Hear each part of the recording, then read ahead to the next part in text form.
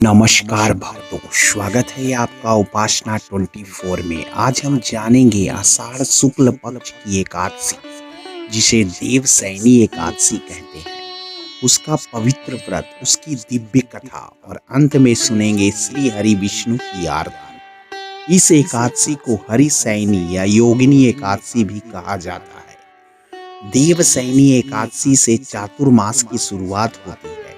इस दिन से भगवान विष्णु क्षीर सागर में योग निद्रा में चले जाते हैं और 4 महीने तक निद्रा में रहते हैं। इन महीनों में कोई भी शुभ कार्य जैसे विवाह, मुंडन आदि नहीं किए जाते हैं।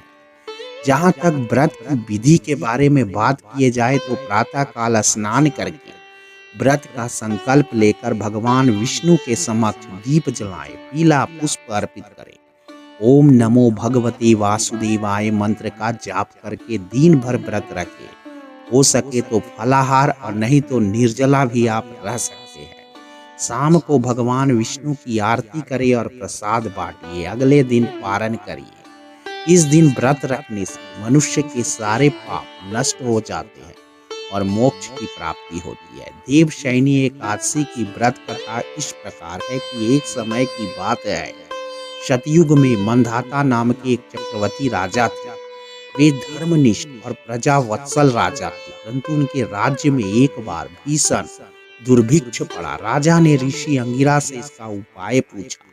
तब ऋषि ने कहा, हे राजन, आप और आपकी प्रजा मिलकर आषाढ़ शुक्ल एकादशी का व्रत करिए, इससे सारी समस्याएं दूर हो जाएंगी। राजा ने वैसा ही किया। एकादशी के दिन उन्होंने पूर्ण श्रद्धा से व्रत रखा, भगवान विष्णु का पूजन किया और रात्रि जागरण किया। परिणाम स्वरूप राज्य में मेघ वर्षे, फसलें लहलहाई और चारों ओर खुशहाली फैल गई। कहते हैं इस दिन का व्रत करने से अनेक जन्मों के पाप नष्ट हो जाते हैं और आत्मा को विष्णु धाम की प्राप्ति होती है। भगवान विष्णु स्वयं इस दिन व्रती को आशीर्वाद देते हैं। दोस्तों, जहाँ तक बात किया जाए इसकी आरती का, तो आइए अब शुरू करते हैं श्री हरि विष्णु जी की पावन आरती।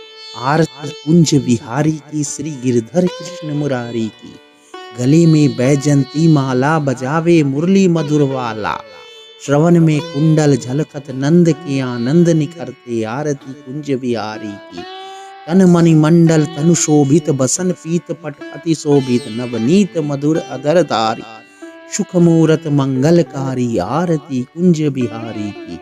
जाकी झलक विलोकत, ब्रह्मादिक जन भी लोभित, मन वांछित फल पावे, सेवा करे जो भावे, आरती कुंज बिहारी की। जो भक्त श्रद्धा से इस एकादशी व्रत को करता है और भगवान विष्णु की आरती करता है, उसे जीवन में कभी किसी वस्तु की कमी नहीं रहती है। अगर आपको यह कथा और आरती भावपूर्ण लगी हो तो वीडियो को एक लाइक करिएगा, चैनल को सब्सक्राइब करिए और घंटी जरूर बजाए, ताकि हर एकादशी की कथा और व्रत विधि आप पर सबसे पहले पहुंचे। हरि ओम, जय श्री हरि, जय देवशयनी एकादशी।